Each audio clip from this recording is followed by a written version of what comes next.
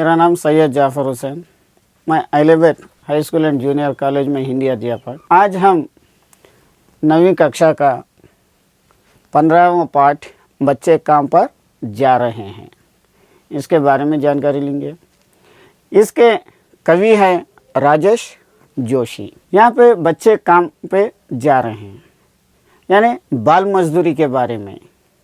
बाल मजदूरी किस तरीके से हो रही वो यहाँ पे बताना चाह रहे हैं राजेश जोशी। तो पहले इनका अपन परिचय देख लिए। राजेश जोशी का जन्म सन 1946 में मध्य प्रदेश के नरसिंहगढ़ जिले में हुआ। इन्हों 1946 में मध्य प्रदेश के नरसिंहगढ़ डिस्ट्रिक्ट में पैदा हुए। उन्होंने शिक्षा पूरी करने के बाद पत्रकारिता शुरू की और कुछ सालों तक अध्यापन किया। इन्हों पढ़ाई होने के बाद इनकी पढ़ाई तो एमए तक हुई। एमए पास करने के बाद शिक्षा पूरा करने के बाद पत्रकारिता यानी न्यूज़पेपर में चले गए थे और उसके साथ साथ कुछ सालों तक अध्यापन टीचर का काम करने लगे। राजेश जोशी ने कविताओं के अलावा कहानियाँ, नाटक, लेख और टिप्पणियाँ भी लिखी। राजेश जोशी सिर्फ कविताएं नहीं होता, इसके अलावा कहानियाँ लिखे, नाटक लिखे, लेख लिखे और टिप्पणियाँ भी करते गए। साथ ही उन्होंने कुछ नाटक रूपांतर भी किए हैं। कुछ नाटक में रूपांतर यानी उन्नोच कैरेक्टर निभाते गए। कुछ लघु फिल्मों के लिए पटकथा लेखन का कार्य भी किया। कुछ छोटे छोटे फिल्मों के लिए यानी टीवी सीरियल जैसे हैं, यानी तो छोटे छोटे पिक्चर्स हैं, इसमें भी पटकथा यानी छोटे छोटे कहानियाँ भी ना लिखते गए। उन्होंने भर्तृहरि की कविताओं की अनुरचना भूमिका कल्पतरु ये भी है, एवं मायाकोव्स्की की कविता का अनुवाद पतलून पहना बादल नाम से किया है। इन्होंने तेलुगु के मशहूर पोएट भर्तृहरि उनके कविताओं का अनुवाद हिंदी में किए।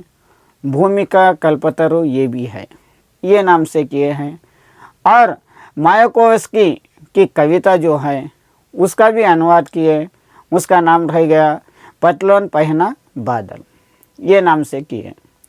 कई भारतीय भाषाओं के साथ साथ अंग्रेज़ी, रूसी और जर्मनी में भी राजेश जोशी की कविताओं के अनुवाद प्रकाशित हुए। कई भारतीय भाषाओं में के इसके साथ साथ यानी हिंदुस्तानी के लैंग्वेजेस के साथ साथ अंग्रेज़ी, रूसी और जर्मनी ये भी राजेश जोशी के कविताओं का अनुवाद वहाँ पे भी प्रकाशित हुआ है। राजेश जोशी का प्रमुख काव्य संग्रह है एक दिन बोलेंगे पेड़, मिट्टी का चेहरा, नेपथ में हंसी और दो पंक्तियों के बीच। इनके जो काव्य रचनाएं हैं उसमें से एक दिन बोलेंगे पेड़, मिट्टी का चेहरा, नेपथ में हंसी, दो पंक्तियों के बीच, ये इनके प्रमुख रचनाएं हैं। उन्होंने मक्खनलाल चतुर्वेदी पुरस्कार, मध्य प्रदेश शासन के शिखर सम्मान और साहित्य अकादमी पुरस्कार के साथ सम्मानित किया गया है।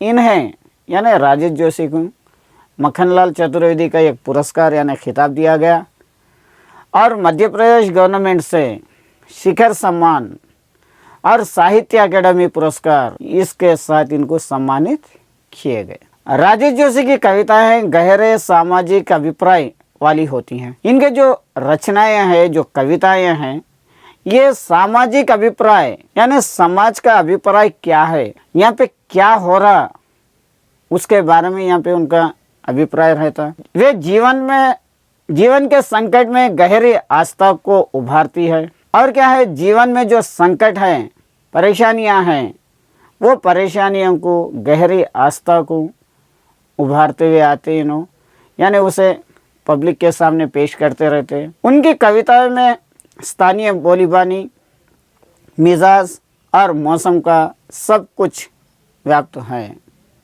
इनके जो कविताएं हैं, ये कविताएं में स्थानीय बोलबाली है यानी लोकल लैंग्वेज है, और यहाँ के मिजाज क्या है यानी आदमियों का कैरेक्टर्स कैसा है, और वहाँ का वेदर कैसा है, मौसम, ये सब इसमें शामिल होते हुए आते हैं।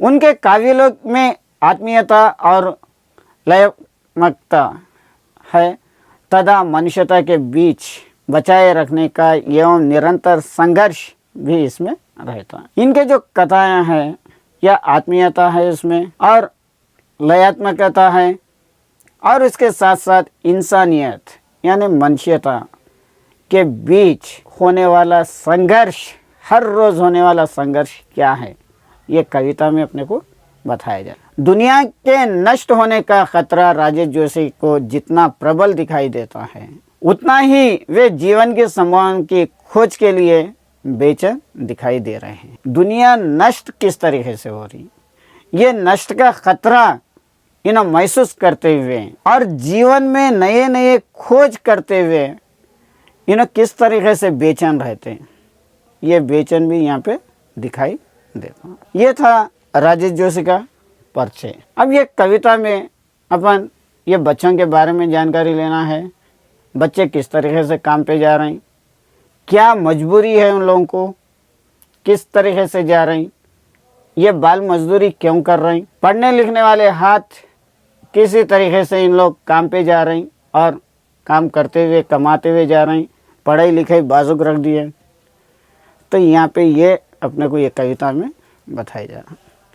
पहले इसका प्रसंग क्या है, ये प्रसंग में बाल मजदूरी के बारे में उन्होंने बताया जा रहा। अब प्रसंग देखिए। होटल में काम करते, सड़कों पर गाड़ी धोते, भीख मांगते, बोझ उठाते, कचड़ा बिनाते, कपड़ा बुनते, गंदे मटमैले चिचड़ों में कभी तृणा से कभी करुणा से देखा होगा तुमने मुझे अनजाने में। ये बाल मजदूरी जो बच्चे हैं उन लोगों का कहना है, हम लोग होटलों में काम करते रहते और सड़कों के पर गाड़ियां धोते हुए रहते और कभी कभार भीख मांग लेते हुए और बड़े बड़े थैलों का बोझ उठाते हुए, या नहीं तो कपड़े चुन लेते हुए, या नहीं तो कपड़ा बुनते हुए, कचरे में कुछ उठाते हुए, ये सब हम करते हुए कभी भी हम लोगों को फटे पुराने कपड़े पहनते हुए आप लोग देखे होंगे। कभी घृणा से या कभी करुणा से, एक एक बार गुस्से में होते हुए, एक एक बार अरे बोल के हमदर्दी जताते हुए आप लोग तो ये बच्चों को देखे होंगे। तो ऐसे है अपने कहने के बाल मजदूर बच्चे। अब अपन कविता में देखेंगे। अब अपन कविता क्या है देखेंगे। कोहरे से ढकी सड़क पर बच्चे काम पर जा रहे हैं, सुबह सुबह बच्चे काम पर जा रहे हैं। हमारे समय की सबसे भयानक पंक्ति है ये, भयानक है इसे विवरण की तरह लिखा जाना चाहिए इसे सवालों की तरह। काम पर क्यों जा रहे हैं बच्चे, क्या अंतरिक्ष में गिरे गए है सारी गेंद, क्या दिमागों ने खा लिया है सारे रंग बिरंग किताबों को, क्या काले पहाड़ के नीचे दब गए हैं सारे खिलौने, क्या किसी भूकंप में ढह गई है सारे मदरसे के इमारतें, क्या सारे मैदान सारे बगीचे और घरों के आंगन खत्म हो गए हैं एकाएक। तो फिर क्या है इस दुनिया में, कितना भयानक होता है अगर ऐसा होता। भयानक है लेकिन इससे भी ज़्यादा ये है कि सारी चीज़ें हज मामूल। पर दुनिया की हज़ारों सड़कों से गुज़रते हुए बच्चे, बहुत छोटे छोटे बच्चे काम पर जा रहे हैं। फिर एक बार ये कविता देखिए। कोहरे से ढकी सड़क पर बच्चे काम पर जा रहे हैं, सुबह सुबह बच्चे काम पर जा रहे हैं। हमारे समय की सबसे भयानक पंक्ति ये है, भयानक है इसे विवरण की तरह लिखा जाना चाहिए इसे सवालों की तरह। काम पर क्यों जा रहे हैं बच्चे, क्या अंतरिक्ष में गिर गई है सारी गेंदें, क्या दिमागों ने खा लिया है सारी रंग बिरंग किताबों को, क्या काले पहाड़ के नीचे दब गए हैं सारे खिलौने, क्या किसी भूकंप में ढह गए हैं सारे मदरसों के इमारतें, क्या सारे मैदान सारे बगीचे और घरों के आंगन खत्म हो गए हैं एकाएक। तो फिर बचा ही क्या है इस दुनिया में, कितना भयानक होता अगर ऐसा होता। भयानक है, लेकिन इससे भी ज़्यादा ये है कि सारे चीज़ें हस्ब मामूल। पर दुनिया की हज़ारों सड़कों से गुजरते हुए बच्चे, बहुत छोटे छोटे बच्चे काम पर जा रहे हैं। ये था कविता। इसका सारांश क्या है देखेंगे। इसका अब सारांश देखेंगे। कवि राजेश जोशी इस कविता में लिखते हैं कि बहुत सी ठंड का मौसम है और सुबह सुबह का वक्त है। चारों तरफ और सड़कों पे कोहरा से ढकी हुई है, यानी शबनम से ढकी हुई है। लेकिन इतनी ठंड में भी छोटे छोटे बच्चे अपने अपने काम पर जाने के लिए मजबूर हैं। हमारे समय की आज की सबसे भयानक बात यह है कि पढ़ने और खेलने की उम्र वाले बच्चे अपने पेट पालने के लिए यूं काम पे जाना पड़ रहा। इसे हमें समाज में एक प्रश्न की तरह पूछना चाहिए, क्यों बच्चे काम पे जा रहे हैं? पढ़ने की उम्र में बच्चे क्यों काम पे जा रहे हैं? यह सवाल अपने को आना चाहिए और पूछना चाहिए जो बच्चे काम पे जा रहे हैं उनके पेरेंट्स से। और कवि क्या सोच रही हैं? क्या सोचते हैं कवि? क्या खेलने के लिए गेंद आकाश में चली गई है क्या? क्या ये छोटे से बच्चे काम पे जा रहे हैं? क्या इन लोग खेलते तो उम्र में काम पे जा रहे हैं? क्या इन लोग खेलते तो गेंदे जो हैं वो क्या आसमान में चले गए क्या? क्या सारी किताबों को दिमाग ने खा लिया है? क्या इतने सारे किताबें हैं वो क्या दिमाग खाली क्या? फिर बच्चे क्यों नहीं पढ़ रहे हैं? क्या सारे खिलौने कहीं किसी काले पहाड़ के नीचे छुप गए हैं क्या? जो बच्चे खेलने वाले खिलौने हैं, ये खिलौने भी कुछ पहाड़ के नीचे छुपा के या दबा के रख दिए क्या? इन बच्चों को पढ़ाने वाले मदरसे एवं विद्यालय टूट चुके हैं क्या?